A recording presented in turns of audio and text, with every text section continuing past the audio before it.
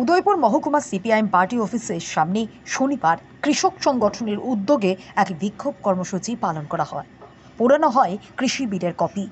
এই বিক্ষোভ কর্মসূচিতে উপস্থিত ছিলেন সিপিআইএম উদয়পুর মহকুমা কমিটির সম্পাদক দিলীপ দত্ত সহ পার্টির দলীয় নেতৃত্বরা।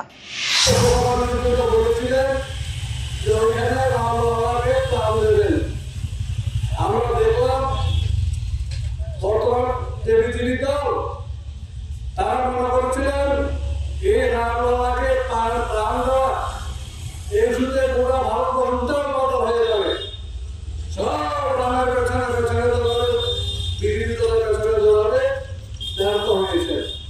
মানুষ সেভাবে সাড়া দিয়েছেন বলে পুরো পত্র পত্রিকা নিয়েছে সেগুলো খবর নেই।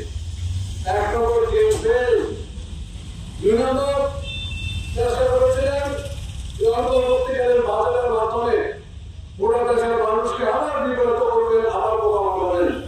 এক্ষেত্রেও টোটালি ফেল। এই দুইটা পয়েন্টে ফেল।